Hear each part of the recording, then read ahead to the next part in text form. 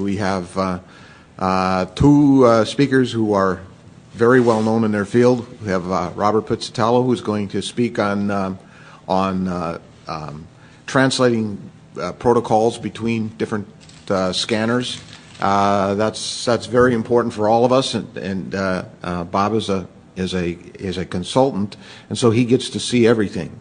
And so that should be something that's valuable to all of us who have to work with different vendors, even within the same vendor.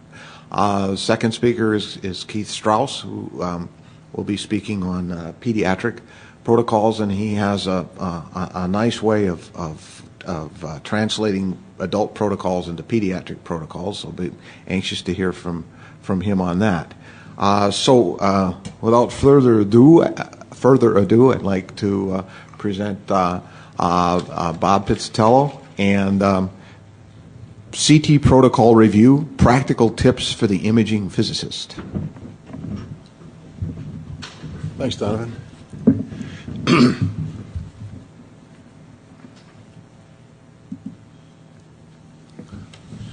Well, good morning to the hardy ones who are here at 8.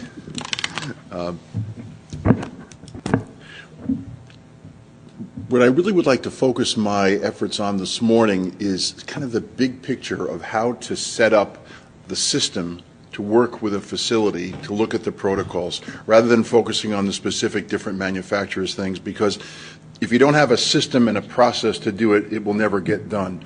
And that's what I think is going to be helpful. That's what I'm going to contribute to this discussion.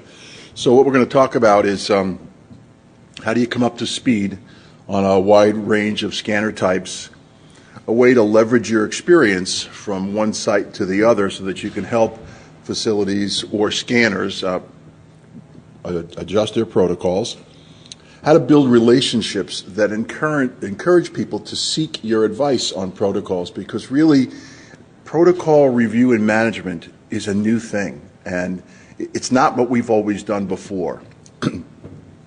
How to address protocol problems once you find them, particularly if the site is not willing to pay for support. So for those of us who are consultant physicists and they hire us to come out and do your CT physics thing, or we're getting ACR accredited, we need to really now define the scope of what we're hired to do and what we're not hired to do, and identify that it's important that they also start to look at protocols. So we'll talk about that.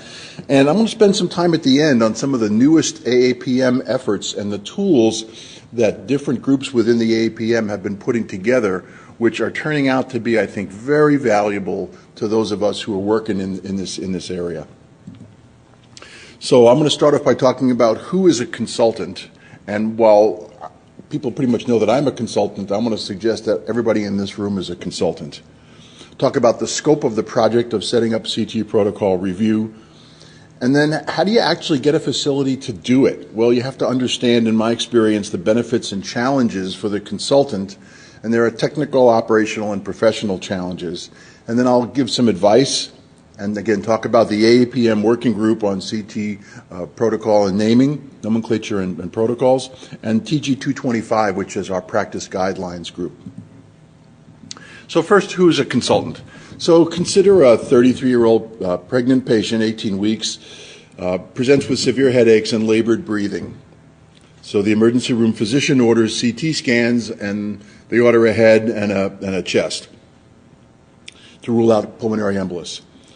So what do? Well, they get an OBGYN consult maybe, and maybe they get a neurologist consult, and maybe they get a radiologist consult, and a lot of times they're going to want a medical physics consult because she's pregnant and they're doing a CT, and this is actually one of the most common consultative questions that we get in our practice. We've got a pregnant patient, what should we do? Should we do CT? Should we do VQ? What about the dose and that sort of thing? So sometimes they ask us to consult. Well, according to the traditional use of the term consultant, it's somebody who's not the patient's primary care provider, but has expertise that contributes to patient care. So according to the dictionary, none of us are primary care providers. So whether you work in a hospital, community hospital, or university hospital, or you're a consultant serving multiple facilities, Or many of us do all of those things. We may work in a hospital and have some facilities that we consult with. We're actually all consultants because we're not the patient's primary care provider, but we have important contributions to make to the care of that patient.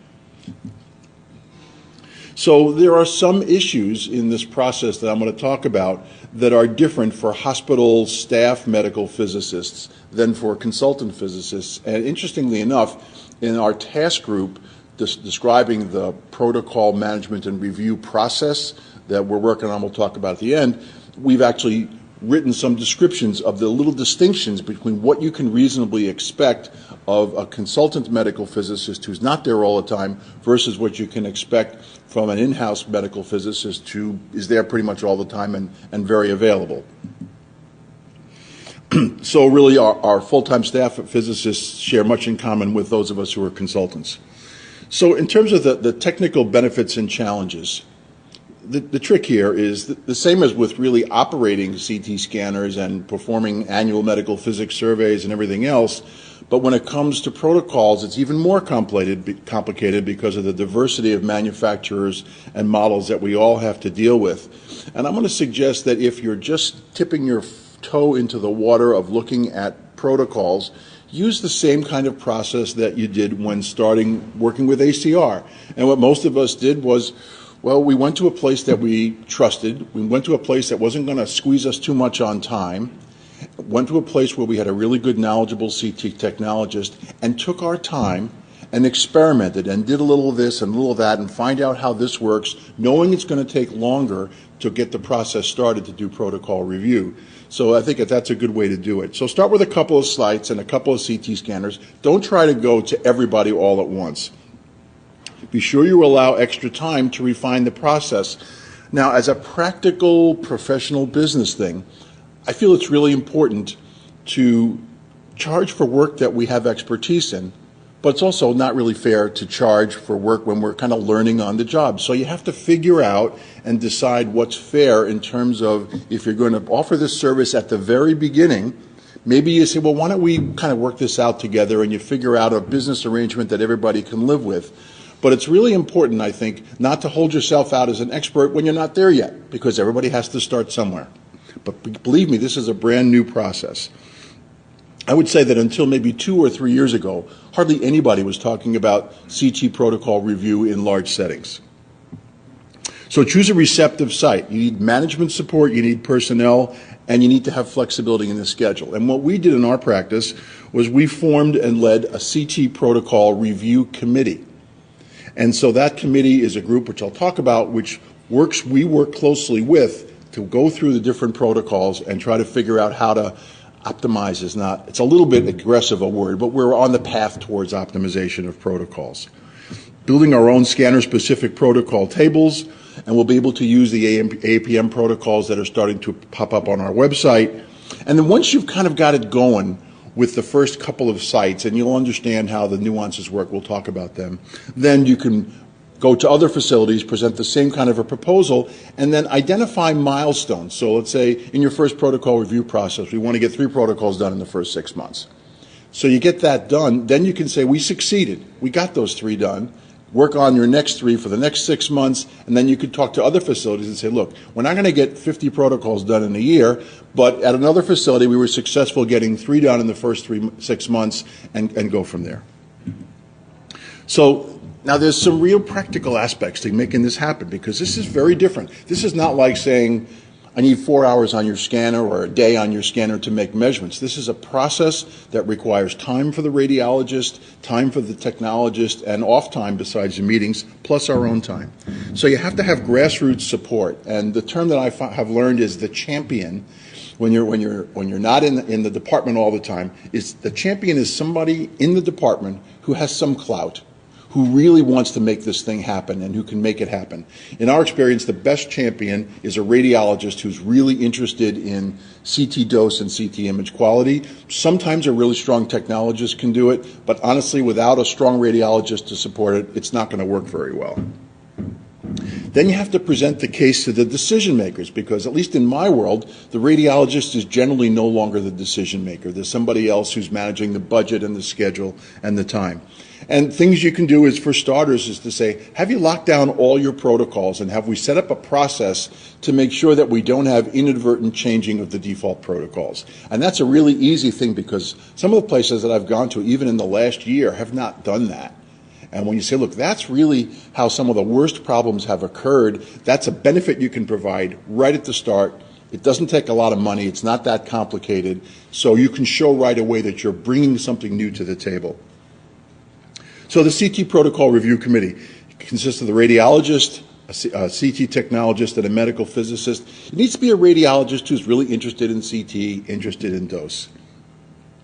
So this AAPM TG 225 document that I'm going to talk about at the end, will be sent out for review probably in the fall, maybe in September or October. We're very close to having it finished. It's now going to go out for some review, but you'll be seeing this and you'll have a chance to review it. Hopefully it gets wrapped up by the end of the year. That's our target, and then you can point to this document.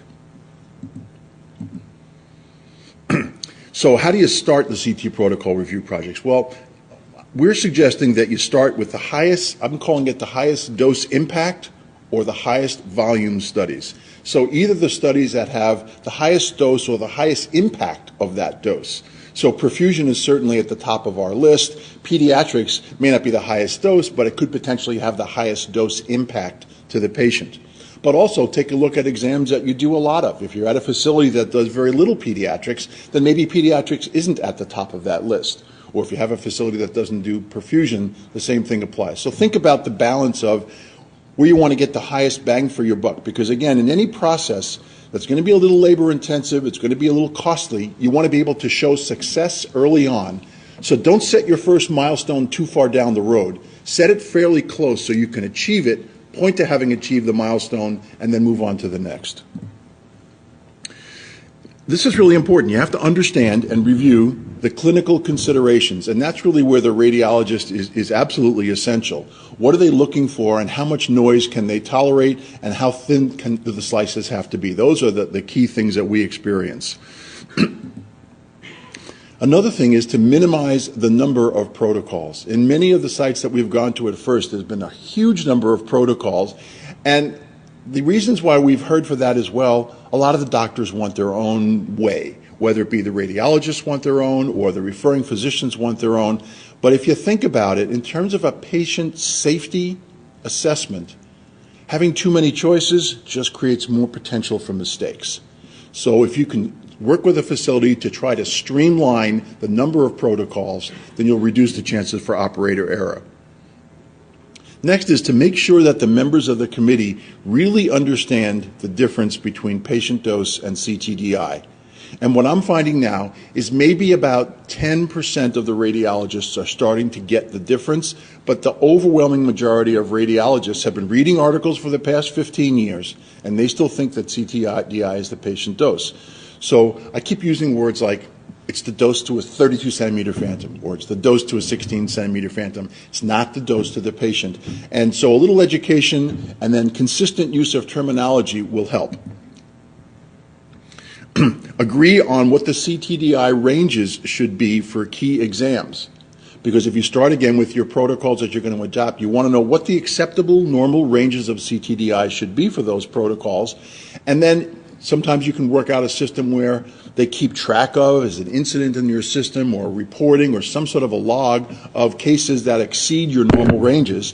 And maybe even some places will want to say, well, I want approval from a supervisor if a CTDI is going to exceed a certain high level. So you can work all that out. You want to generate some recommendations in the protocol. So once you start with the protocol and you say, okay, let's see if we can make this cut a little thicker. Do we really need 3 millimeters in the abdomen? Can we do it with 5? So if you try that, you want to trial it for a while, see how it goes, and you want the radiologist to be monitoring the first few patients that are done on the new protocol right away, so that if there's something that they're not happy with, everybody knows about it and you can make an adjustment. You don't want them to say, well, all these images were terrible for a month and so we're going to kill the project. So it's really an iterative process.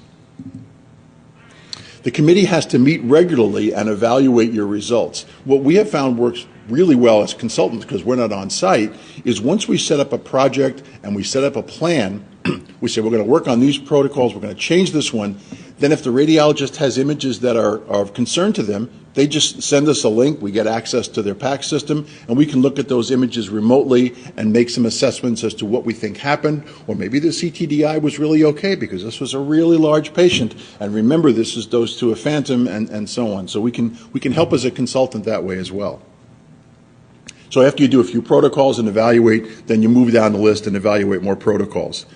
Document your process and get results. So developing a good system of protocol sheets is really important, and Frank's smiling because he recognizes his, I'm going to talk about his contribution to us in a minute, but there's lots of different ways to have protocols, and when you have protocols available in a way that help the staff to consistently and accurately do the same thing time after time, there's another benefit. So in terms of the diversity of manufacturers and models, it's an opportunity and a challenge. We now have some really good resources from the AAPM for those of us who are just getting started in it.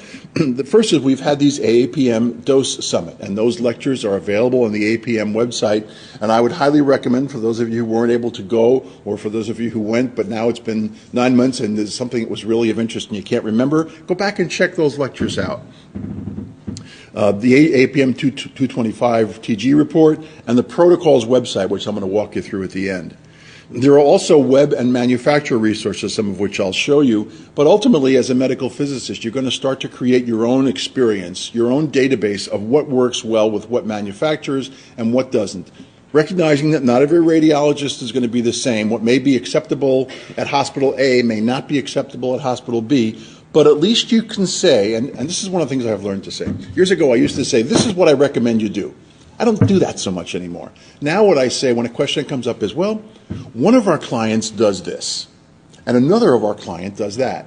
And let me tell you why this is really good. When I have said sometimes, this is what I think you should do, then if somebody disagrees, it ends up being a personal argument between me and maybe an aggressive radiologist or somebody who says, I don't like that approach, that's wrong, that's no good. But if I just say, this is what one of our clients does, and they're happy with it, now it's not me, it's not personal. We're able to have an objective discussion about whether this is a good solution or not. And maybe this doesn't work for you, but this is something I put out there for you to consider. So it's a little nuanced, but honestly, once I started doing that, my life got a whole lot easier in terms of trying to implement change at a facility. And so like I said, at another site with this scanner, this is what we did, and network with other medical physicists. As you start to do this, and maybe you talk during the breaks, you'll find that there's a growing number of us who are starting to work on this process, and don't hesitate to do that. So these are some advice from Frank Rinaldo, because I'll tell you in a minute, but we asked Frank to come and help us when we wanted to get started on this project a couple of years ago. So this is some suggested rules of thumb, and you might want to have different ones, but at least if you start with something, then you can say, is this going to work for our facility? So for example, what rules of thumb would we like to have generally for looking at KVP? And remind facilities that changing KV, we can do that to maintain our noise. And for example, if we increase our KVP, we can reduce our MIS by how much, and help people to understand the impact of KVP on noise and dose. So that could be rules of thumb. The rule of thumb that I find is most important is the rule about image thickness. Because all the radiologists say, well, I love these really thin slices because then I can do all these wonderful recons in every which way and everything is gorgeous. But then if you really want to have low noise on a skinny slice, on a thin slice, then you're going to have more dose. So trying to get the radiologist to realize that there's a trade-off like everything in life, there's nothing for free, there's no free lunch, that thinner slices are going to require more dose to get equivalent noise. That's a really good, and I found that the radiologists pick up fairly quickly. They don't like it, but they can pick that up fairly quickly. What about the pitch? Well, a pitch of, again, this is from Frank, a pitch of less than 1 improves image quality. In general, it gives us less helical artifact. A pitch of greater than 1 gives us more anatomical coverage in a shorter period of time, so it has less motion. So then we have to say, okay, is motion important for this particular exam? What's the issue here? On the newer scanners in manual mode, think about whether we can use a lower pitch and adjust the rotation time needed in order to get the coverage and motion that we need, and then use the MA adjustment or the noise adjustment in order to get the proper dose. So how do we prepare then to get this started? Well, you have to study each manufacturer's features, terms, and quirks. And in our practice, We knew we didn't really have this expertise a couple of years ago, so we asked Frank to come in and spend a day with us and go through a whole raft of his experience and kind of get everybody in the group focused on CT, focused on protocols, and we were able to start to think about how we were going to do this. So that's what we did, but you now have the benefit of the many AAPM resources I showed earlier. So that was great from the physics side, but then we quickly knew that ultimately it's going to come down to the image. And we needed to know what was an acceptable image to a radiologist and what wasn't. So again, we're a private group. We don't have a radiologist that we can just tap on the shoulder. So we hired a radiologist to come in and do the same thing, spend a day with us and go over images and help us understand how, in his experience, what did we really need thin slices for, and actually we were able to educate him on some of those nuances. And then once we did it with our own radiologist for a day, then we developed close relationships with the lead radiologists at the protocol review committee at two of our clients, and we started doing that with them and get each of us comfortable in talking with each other. And one of the things that, interestingly enough, one of our radiologists said, don't be afraid to tell me what you think. If I disagree with you, I'm going to tell you. Radiologists are notoriously not shy about telling you when they don't agree. So once you develop a comfortable collegial back and forth, then you can really kick things around and come up with some good solutions. And as I mentioned earlier, we have them send us cases remotely, because one of the places is relatively far away, and we look at those images and we try to turn around the review in a day or two. And we're able to learn more about what's in the radiologist's head, what's a concern, what's acceptable. Part of what the radiologists are doing is they're starting to now ask themselves, how much noise can I live with to answer the clinical question that's in front of me? So what about some details on protocols? So Image Gently is a very important resource. I suspect most of us in the room have looked at the Image Gently website, but in case you haven't, you can go to the site, you can download the Excel spreadsheet, and what this Excel spreadsheet lets you do is basically to enter the value for your medium-sized adult, for your abdomen, and create your abdomen baseline, and then depending upon the age, it gives you sort of a relative idea of what kind of MAS you can use.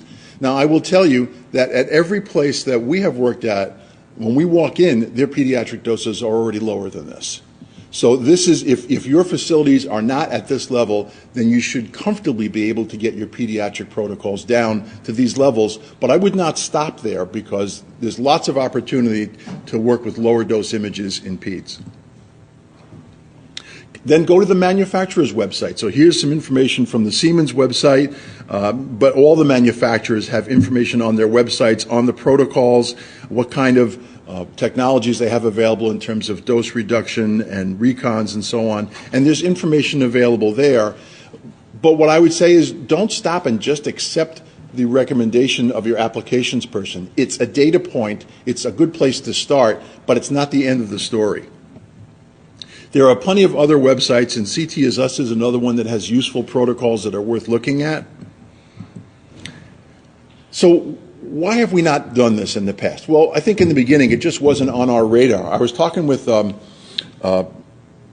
very well-known CT physicist at dinner last night, and he was saying that I think it was maybe 6 or 8 years ago when that first article came out of the New England Journal, I think, that pediatric CTs that were coming into their major center in the community hospitals were not done using pediatric protocols. Maybe that was 2000. It was a long time ago.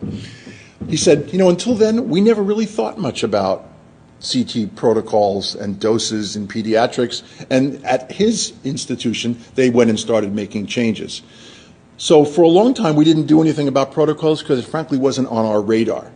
But now that it is on our radar, what are the impediments? Well, it's a big project. It's a daunting project. So maybe that's gets in the way. It requires significant institutional will, resources, and cooperation, all things that are in relatively short supply in the healthcare world. It could potentially, though, be the largest patient benefit from anything that we do, given the large number of CT scans that we deliver and the relatively larger doses from CTs compared to most anything else that we do. So in terms of image quality, dose, and reasonable dose for the exam, it really helps us. The process is also useful for professional development, for marketing in a competitive environment, because when I talk to a radiology administrator about something I think they should do, the first thing I get back is, I don't have any money in the budget. Why do I have to do it, and what happens if I don't? Because there's so much pressure on budgets. So one of the things is, well, if one facility in town starts to develop a CT protocol review project and is able to find a way to market that, to say we have a team that reviews our CT protocols and doses on a regular basis, then you start to create a little market competition in a region, and then other hospitals will want to do it. That's why everybody has 64-slice CT scanners. So how about how many protocols there are? We did a little survey last year. So we looked at 3 hospitals, a small hospital with a 16-slice, a medium-sized hospital with a 16-slice, and a large hospital with a 64-slice. How many protocols did they have? Well, what you can see is that the numbers are big. Even in a small hospital, they had 44 different protocols. In the large hospital, they had 131 different protocols. So again, there's an opportunity for errors waiting to happen. And again, radiology administrators recognize that they want to eliminate or reduce errors, because when things go wrong and there are errors, the radiology administrators get in trouble. So you have to really get to the interest of the person who you're talking to. More obstacles that I've heard to starting CT protocol review. There's no money in the department budget. The CT schedule is full all the time. We will irritate our referring physicians. No radiologist is willing to spend the time. All radiologists will never agree to standardization. I have a really good friend who's a radiologist, and he told me one time, he said, radiologists, you can't get 3 radiologists to agree to leave a burning building. But the truth is that if you have a strong personality, a strong champion radiologist, one of that person's jobs is to work with the other members of the radiology group and say, look, this is really important that we standardize. Do you want to be getting all kinds of different quality scans? And get the group to come to some consensus. Technologists are too busy. Well, it can't be the staff technologist who's cranking out the patients all the time. It has to be a higher level supervisory technologist who has some time and some energy and some scope to focus on it. And this is the one that is the biggest problem for me. All our protocols are fine because they were set by the manufacturer when they installed it. It's a convenient ignorance is bliss answer, but it's not a good answer. And of course, there's no regulatory requirement, at least not yet. Well, why should we do it as medical physicists? Well, it gives us a chance to make a difference. It's an opportunity for professional development. We can expand our technical and clinical understanding. This is an area where we really step beyond testing equipment and start to talk about impacts on patients. It's useful for maintenance of certifications, which I'll talk about in a minute. It's a way for us as medical physicists to become essential and not easily replaced by essentially technicians. And again, as the tightening budget dollars squeeze all of healthcare, the questions that are being asked is, do we really need to have this high-level person doing this task, or can we use somebody who's less expensive? It gives us an opportunity to build relationships with technologists and radiologists. It gives us increased visibility with staff, radiology managers, and administrators, and essentially lets us create and refine a new service product, which is something different, protocol review. So what are the costs to us as medical physicists? Well, it's expensive. It takes time. It takes travel for those of us who have to go places. It's a labor-intensive project because you really have to have on-site meetings either monthly or quarterly. It's an ongoing project. It's not a one-time thing. You have to document recommendations. We get a lot of phone calls from our clients and emails when we're doing this process in between the meetings. It's hard to get the optimal compensation. If you look at what kind of revenue a medical physicist brings for our work, like everything else, some things you generate higher revenue than others. So if we're going to do this, we have to accept the fact that at least in the beginning, because this is so labor intensive, it's not the kind of thing that's going to generate the same revenue as doing a CT survey or an MR survey. But if it's important, we could consider it as a partial loss leader as a way to demonstrate our value. The next question is, do we have the staff? Well, consider that if you have, for example, residents in your group. And I'm a big proponent of residents. We have a residency program now. It's been a great thing for our group. So when you have residents or junior staff, let them do some of the routine work that the senior medical physicists used to do, freeing up the senior folks to work on the CT protocol review project where you really need to have a deeper understanding. You have to sell the concept of protocol review, start with the champion. And the way I've done this fairly successfully, not hugely, but moderately successfully, is to say this is the natural progression. You know that we needed to know our entrance skin exposures, and you needed to know what our entrance skin exposure rates were in fluoro. Don't you want to know what your real doses are in CT because of all the emphasis on CT? The RSO, or the supervising radiologist, in most hospitals realizes that ultimately they are responsible for patient doses. There are states that are talking right now about CT dose review. So in New York State, it's being discussed. I see heads nodding. So this is not something that has escaped the interest of the state regulators, because from a public health perspective, it's too obvious to ignore. Medical physicists have to commit in being available for consultation, to be either technically and clinically knowledgeable or be willing to learn. And I'm also a big believer in being honest with your first clients and say, look, we're going to work on this together. We're going to learn. I'm not going to know everything, but we'll work with you. Be willing to participate as a team member, invest the ongoing effort, and this is a tricky thing, step outside of our comfort zone of testing and really start to do consulting.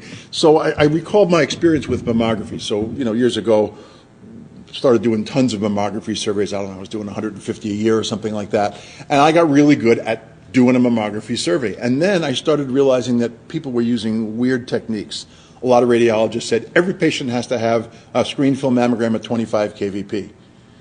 That doesn't make sense. Well, some radiologists walked away from some lecture with that one idea in their head and didn't really understand the whole thing. So I thought, well, is it okay for me to suggest a different type of a technique chart for a thicker, denser breast? So what did I do? I started to call up some people who were older and more experienced, and they said, yeah, Bob, we're the ones who understand that stuff. There's nothing wrong with us recommending that. So I stepped out of my comfort zone in mammography and started to recommend it. And boy, the places that I went to were so happy because the images got dramatically better.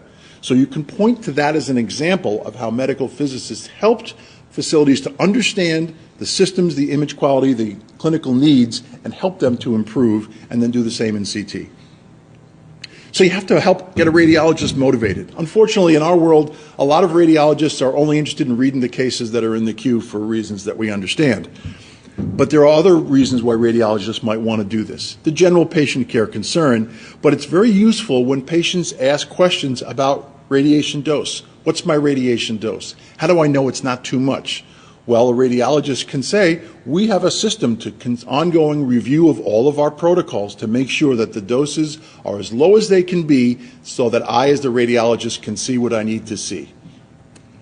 There's the MOC advantage for radiologists. There's the risk management issue. Again, if you have a process, you have less problems of things going on. Nobody wants to get sued.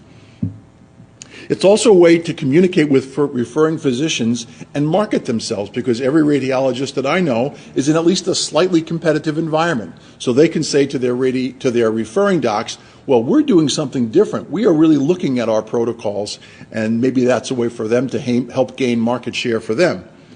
Then there's the Joint Commission Sentinel Event Alert, which I'm going to talk at length about tomorrow in another session.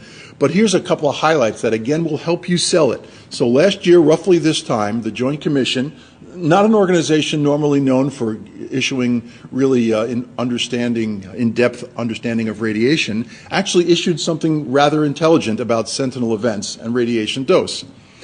So they talk about the right dose. Radiologists should assure that the proper dosing protocol is in place for the patient being treated, and the facilities institute a process for a review of all dosing protocols, either annually or every 2 years, to ensure that protocols adhere to the latest evidence. So it's right there in the Joint Commission Sentinel Alert. You can point to that. What about the maintenance of certification? So the ABR has the maintenance of certification requirements for diagnostic radiology. They have the same thing for radiologic physics. So for any of us who are involved in the maintenance of certification process, you need to do projects to show that you're maintaining your certification. So a PQI project is a project that's identifiable to show improvement in your practice. These are the 5 criteria. It has to be relevant, has to be achievable, has to produce results that are suited to repeat measurement during your cycle, and be reasonably expected to bring about quality improvement.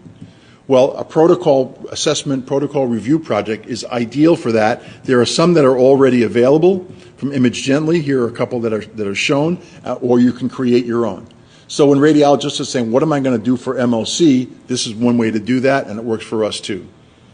At some point, so you know the FUD technique, right? Fear, uncertainty, and doubt. Nobody wants to be on the front page of the New York Times. Nobody wants to have patients harmed in general, but especially not in public. So we know that patient injuries from CT can happen, and so having this system is a way to reduce an organization's risk. So how do you build your relationships? You start with the ACR accreditation and say, well, first we started with 3 protocols, then we moved to 4, and then we've worked with our image gently process and started to reduce our protocols in CT. Again, point to the way we work with entrance skin exposure in radiology and CR. For those of us who've worked with facilities in CR and helped them to manage dose creep or at least pay attention to it, these are examples where we've contributed. Start with the CT tech and the radiologist, and also remind other people about the congressional hearings. We're still waiting, and there's still the potential for Congress to put out some sort of a regulation about patient doses. We don't really know where that's going yet, but it's possible. The FDA has made a number of position statements about this. So here's a summary from FDA from 2010. The initiative to reduce unnecessary radiation exposure from medical imaging.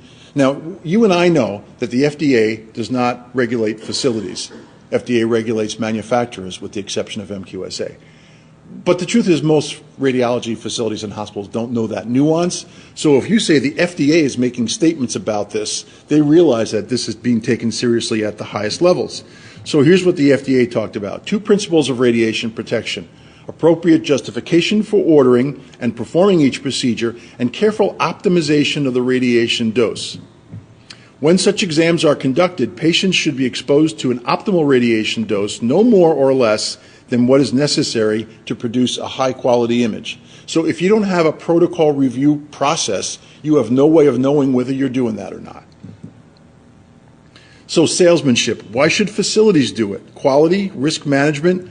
Patients are asking, what is my dose from CT? And these potentially new and emerging regulations. Who do you have to reach out to sell this project? Well, the radiology manager, in my experience, is usually the one who makes the dollar decisions, but the radiation safety officer can be an important ally, the radiation safety committee.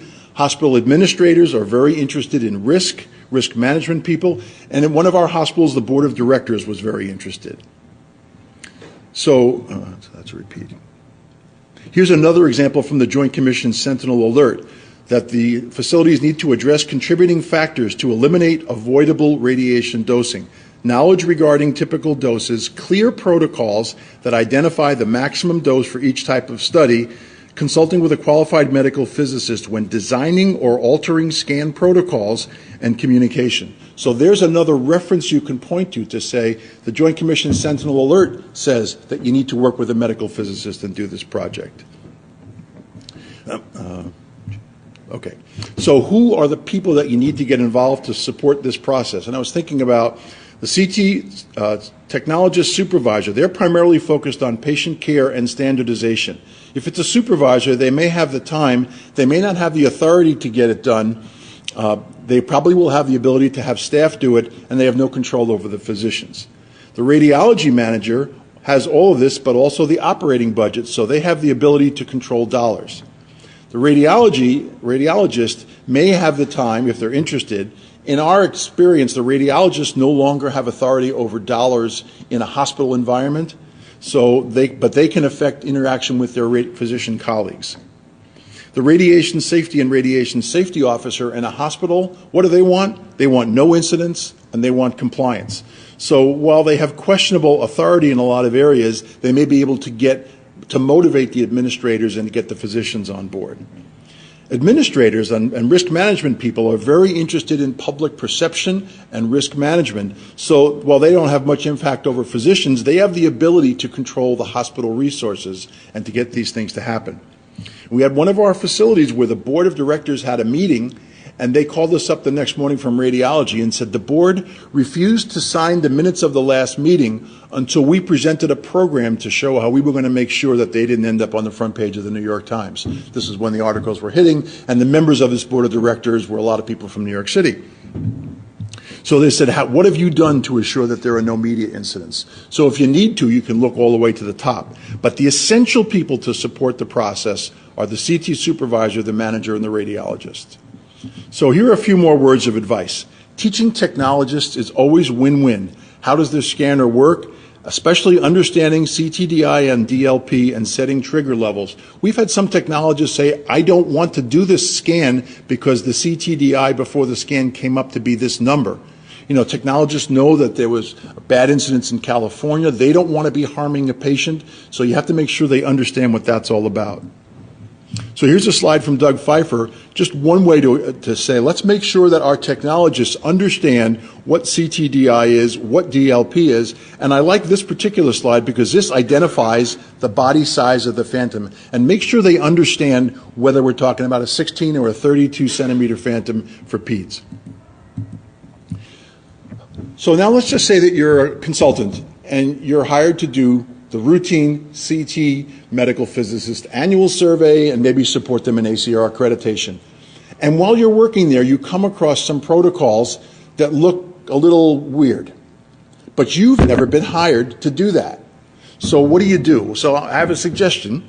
You can say, well, the default protocol was initially set for this and such, but the dose or image quality may not be optimal. And these have been discussed with whomever you've discussed them with. We recommend consider modifying the protocol to improve the dose or image quality as documented in the committee, and Dr. So-and-so should assess the clinical acceptability of those protocol changes. But remember that changing default protocols without the consensus of the protocol review team could compromise patient care, image quality, or dose. But what if the facility isn't willing to pay for a CT protocol review team at all? Well, then you can add to say changing the default protocols without a medical physics consultation could compromise patient care, and say CTDI displays are not patient dose displays and can be complex to interpret. Without further medical physics consultation regarding changes in your protocols, we are unable to assess the potential for patient injury due to excessive radiation exposure. So you're putting a little fear into them and also drawing the line in the sand to say this is not within the scope of our regular medical physics service, but it's important. That's one of the things that you'll be able to point to the AAPM TG 225 document, which is going to say this is a new and different service. You could even be stronger in wording. You could say this report of routine medical physics service is limited to evaluation of image quality and dose for specific protocols specified in the ACR CT accreditation program. We have not been engaged to participate in an ongoing review of facility protocols, hence we are unable to assess the potential for patient harm. Because again, a lot of administrators have told me, well, we've hired you to do CT physics. Well, you've hired me to do ACR, annual medical physics surveys, support you with your accreditation. This is a different service. And if you don't put it in writing, you run the risk of people saying, well, I thought they were taking care of that. So I'd like to spend the last few minutes on some of the new AAPM resources that are available. So the Task Group 225 is the Medical Physics Practice Guidelines Task Group number 2, CT Protocol Management and Review. So as you may know, the APM has made, I think, an important decision to move into producing practice guidelines task groups. We want to be able to move from TG reports, which are basically a relatively exhaustive review of all the things that can be done in an imaging modality, and to say, yeah, but what's the real practice? What does a medical physicist need to do at a bare minimum? So we've been working very intensely in this committee, and it's part of the, under the Professional Council Clinical Practice. We're one of 3. So here's the committee members, and we've been meeting, I think, every other week by teleconference. And so we're very close to the end. There will be an AAPM CT Protocol Management and Review Practice Guideline. I can't share it with you now because it's almost done, but not quite. But here's the way it's organized. There's an introduction, there's definitions, there are staffing, qualifications, and responsibilities. So we describe the protocol management team and the role of the radiologist and the credentials, the CT technologist, the in-house medical physicist, and we differentiate what we can expect from an in-house medical physicist and what we can expect from a consulting medical physicist. We then describe the essential elements of the protocol management process. Those are the essential ones. And then we have some additional recommended elements because, again, when you're starting, if you make the project too big, people say we just can't do it. So we have essential elements and then recommended elements and then conclusion. So this is coming soon. Like I said in the beginning, you should be seeing this in your emails probably in September or October for review. Hopefully it gets approved and is out and official by the end of the year. The other important CT tools have come from the Working Group on Standardization of CT Nomenclature and Protocols. This, again, is a very active group led by Diana Cody and Cynthia McCulloch, and this is under the Technology Assessment Committee, which is under Science Council. And if you've scrolled down a little bit on your AAPM homepage, you'll see the button for CT protocols. So what's there under CT scan protocols? Well, there are a number of tabs. Statement of purpose. There are model and equipment performance questions and contact information for each of the manufacturers. So if you have a question about a CT scanner and you're not sure where to go, there's information there for you. There's a discussion of the role of the qualified medical physicist, which again might be helpful to you if you're trying to explain this to your facilities. There are the CT dose check standard guidelines there for review. And then there's a section on protocols and a section on the lexicon, which I'd like to spend the last couple of minutes on. So the lexicon is how we translate terms from different manufacturers. This is a huge project that Thalia Mills did a tremendous amount of work from FDA to help to garner this information. So if you go to click on the CT protocols button on the website, this is the screen that you see. So statement of purpose, models, role of the physicist, CT dose check, protocols, and lexicon. So on the protocols right now, we've got two protocols. We've got the brain perfusion and the adult head, which as you can see are relatively recent. And if you click on those, of course, you're going to get some disclaimers. But here's examples of information that's on the website. So for the routine adult brain, there's all the clinical indications. What is the diagnostic task? And I'm not going to go through them all. I'm just showing you a couple of samples, parts of screens, and I've blown them up big enough so that we can see them. There's a nice discussion of axial versus helical scan modes. And we're not going to say you can do one and not do the other. So we tried to say, well, what are the benefits of one versus the other? So there's a discussion there of axial and helical and the characteristics and so on. So that's a useful tool for you. And then you can look at the manufacturers, and what we have for head is we have axial or sequential scan protocols, and we also have the helical or spiral scan protocols. So the manufacturers are here because the CT protocol working group is not just the medical physicists on the committee, but we have representatives from each of the major manufacturers, and we have been working with them to vet and kind of come up with some protocols that we believe are reasonable. So you can see them for all the different manufacturers. So here's an example of what we have online for the routine head axial for some selected GE scanners. And you can see how detailed this is. We've got going back to a light speed 8, bright speed 16s. This is the page for 16s, and then there's more for the 64s and so on. So there's different columns for different scanners. And you can see we've got rotation time, detector configuration, pitch, and all the different technical factors as well as the recons. So this is a very useful tool. We've got two now. We're working on the abdomen pelvis. That should be done within a few months. And we're continuing to evaluate protocols on a regular basis. This committee also meets every 2 weeks by teleconference. So there's a tremendous amount of energy being put into this process. The CT lexicon, and this is what's again on the website from March. So these are what's in the lexicon.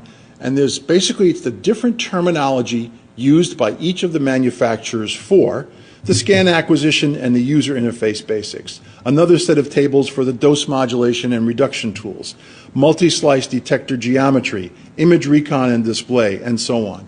So what does this look like? If you haven't looked at it, this is this first section, scan acquisition and user interface basics. So here's the general description, and then here's the way it's handled by each of the different manufacturers. I figured that's probably hard to read, but I wanted to show all the manufacturers in one slide. So here I just zoomed up so you can see 4 manufacturers. So for example, here's an easy one. What do you call the CT localizer radiograph? In other words, the scanned projection radiograph often acquired by the CT system to allow the user to prescribe start and end. Well, GE calls it a Scout, Philips calls it a SureView, Siemens calls it a Topo, and Toshiba calls it a scanogram. This is the kind of detail which is very helpful to us as medical physicists. It's also very helpful to facilities. If you're in a facility or a hospital system that has multiple scanners and multiple generations of scanners, which a lot of them do. So this is a great resource. Here's another example, the table feed rotation. So GE calls it speed, Philips calls it table speed, Siemens calls it table feed, and Toshiba calls it couch speed. So it's all the same, but we have slight nuances in the differences of wording. So this tabulation of the lexicon is a very useful tool. Simple things like tube current, well, fortunately everybody likes MA, but the tube current time product is not used, for example, on GE. The effective tube current time product is not used on GE, but that's what Philips and Siemens and Toshiba use, and they call either effective MAS or MAS per slice. It was not obvious to us in the early days in our group that for Philips, when it said MAS per slice, it was really effective. So this is the kind of thing that's a very useful tool, and I would highly recommend that you spend some time with this document. Oh, and also, there's a little asterisk here that says that for the Philips and Siemens, the MA is not able to be directly modified on the user interface. It's calculated or determined by other settings. So a very helpful tool. The automatic exposure control systems, this is a nice summary. The angular tube current modulation is SmartScan for GE, it's DDOM for Philips, CareDose for Siemens, and Toshiba not available as a separate item. So there's the angular tube current modulation. What about the longitudinal tube current modulation? Here's those wordings. The angular and longitudinal together, here's what they're called, ECG-based tube current modulation, and so on. So a very useful tool. I recommend highly that you pick that up and make yourselves familiar with it. There's also nice information on the geometry and, again, nice summaries of the different detector configurations with images from the different scanners that you can use as a great teaching resource with your clients. So to kind of wrap up, we've talked about the scope of a review project, and maybe I've talked too long about it, but I don't want to underestimate the fact that this is something different. This is a different procedure that we as medical physicists are starting to do. You have to understand how to do it, and you have to sell it to the facilities and get them to realize the benefit, because in general it's going to be the medical physicist who raises the flag and says, this is important. Then you find a champion radiologist to make it happen. Review the clinical considerations with the radiologist, try to minimize the number of protocols, educate your members on the committee about patient dose versus CTDI, really important. Try to agree on some CTDI ranges for key exams and decide what you're going to do if those ranges are exceeded. Generate recommendations, some trial solutions.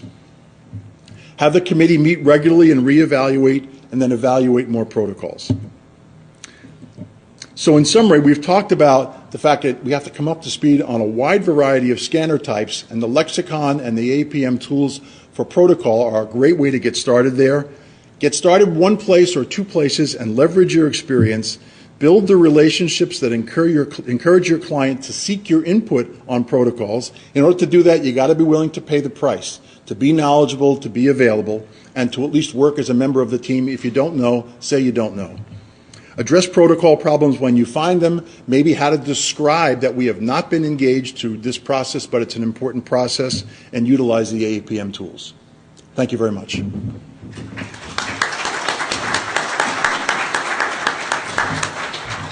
Any questions?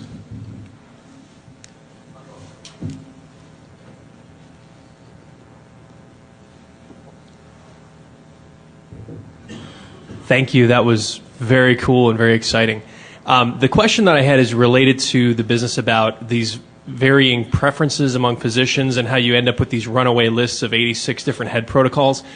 And I'm wondering, in my experience, there tends to be, I think there's more concern on the part of the folks with those preferences about the reconstructions as opposed to the acquisitions.